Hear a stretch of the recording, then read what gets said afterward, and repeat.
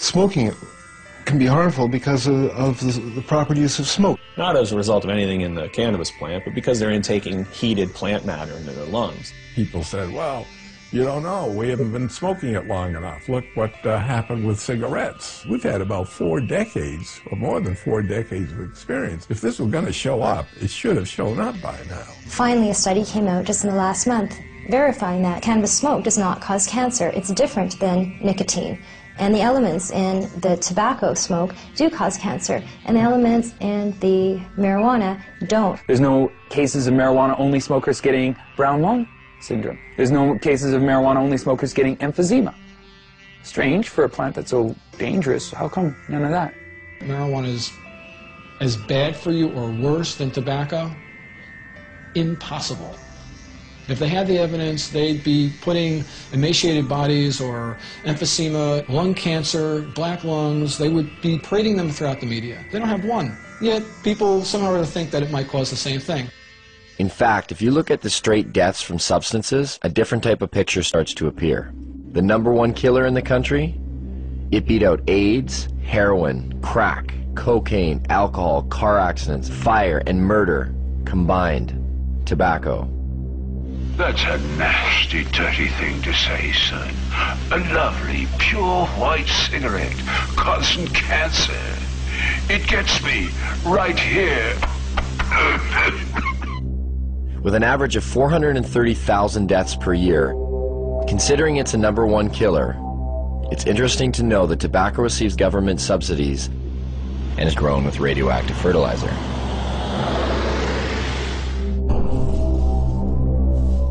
Now get out there and sell cigarettes! #2 on the list? If we don't include poor diet and physical inactivity, with well over 85,000 deaths a year, alcohol. As we look much further down the list, there are others that may surprise you. Caffeine comes in with 1 to 10,000 deaths a year. And some of our most popular pain relievers, non-steroidal anti-inflammatory drugs such as aspirin, still make an appearance with over 7,500 deaths annually. Where does marijuana lie in this? What kind of staggering number do we find? I don't know, 50,000? 250,000? 300,000? For marijuana, I'd probably say then 80,000. I would say it would be hundreds of billions. Get ready for it. Here it comes. There are no deaths from cannabis use anywhere. You can't find one. In 10,000 years of known use of marijuana, there's never been a single death attributed to marijuana. There's 400,000 deaths in America alone every year that are directly attributed to tobacco. I've heard that you have to smoke something like 15,000 joints in 20 minutes to get a toxic amount of delta-9 tetrahydrocannabinol. I challenge anybody to do that. And even in the animal studies where people have loaded animals up with doses that would be hundreds of times what a human could possibly be exposed to, no, the animals don't die. The LD50 seems to be astronomical. I mean, you can die from ingesting too much aspirin.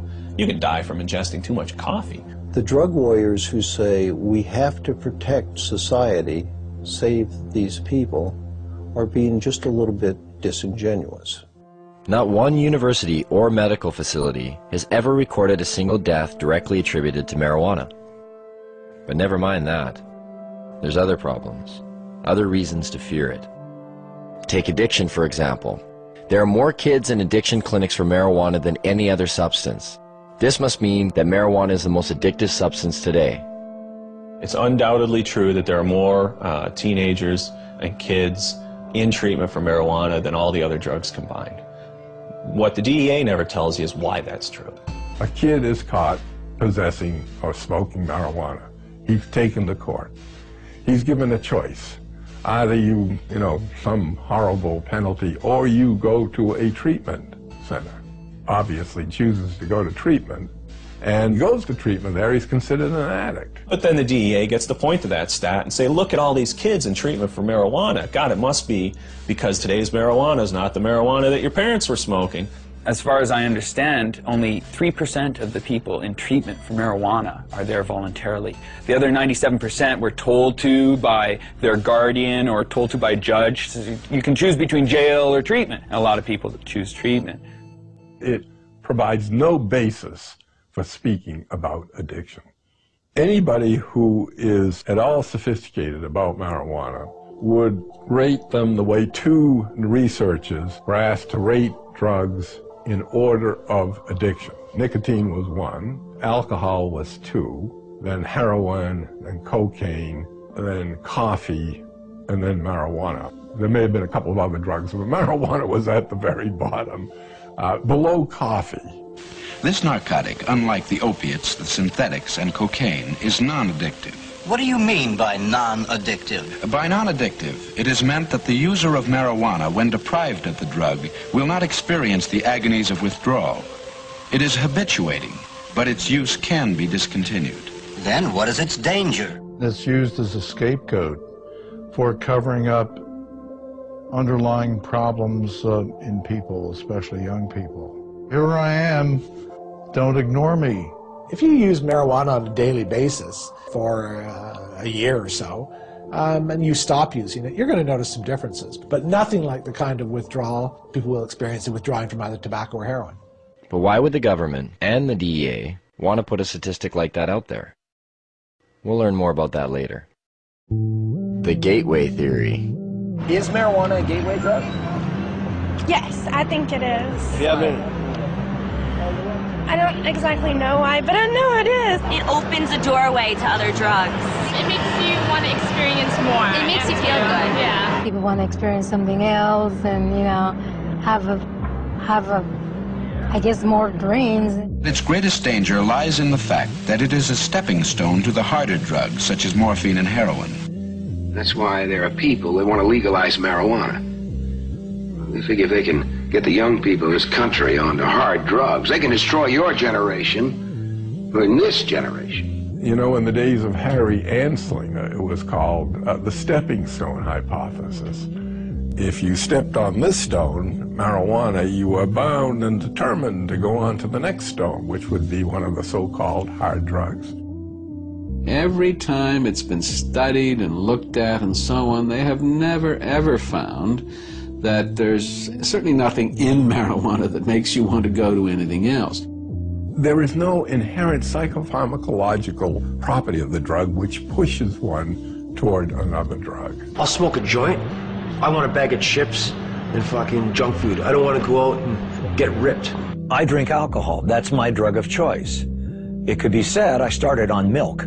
I mean, this is crazy. If I use marijuana, why does that automatically make me a candidate to black tar heroin? It's a nonsensical argument. In fact, only 1 out of every 104 marijuana users use cocaine, and less than 1 use heroin. The black market throws the dealers of soft drugs together with the dealer of hard drugs. So if you have a black market, and you have a dealer that's dealing in marijuana and LSD and everything else, and the dealer might say to you, hey, you want to try something stronger? Well, in that sense, because of the black market, because of prohibition, people may be more susceptible to seeing these other drugs and being willing to try these other drugs. And so what you see is that there is a gateway effect, but it's a gateway effect caused by prohibition and the blending of the hard and soft drug markets. Where does this leave us? Oh, wait. What about laziness? You will be useless to society if you use marijuana. But if that's true, well, there are about 50 million people who smoke marijuana in America, and over half of the Canadian population who've tried it. And yet, both societies seem to flourish. And just look who some of these people are. Stephen Jobs developed Apple Computer smoking pot. Ted Turner developed CNN News smoking pot. Still smokes a joint every day. You go through every musician you like, from the Rolling Stones to the Beatles to Led Zeppelin, they all smoke pot. Snoop Dogg, Willie Nelson. Come on, Bill Clinton, he didn't inhale, man. He didn't inhale. Yeah. Don't be so naive. Virtually every presidential candidate has now copped to using marijuana at some time in his or her life. A few times in the Army, I tried marijuana. It was not a significant part of my life. I had a senior law enforcement official tell me that in his judgment, up to a quarter of the White House staff when they first came in had used drugs in the last 4 or 5 years. The people that have personality problems and the people that are going to be lazy and going to lose their job, they're going to lose their job anyway. They're not losing their job because of marijuana. That's just a lie. I love Tommy Chong. I think that a lot of the Cheech and Chong episodes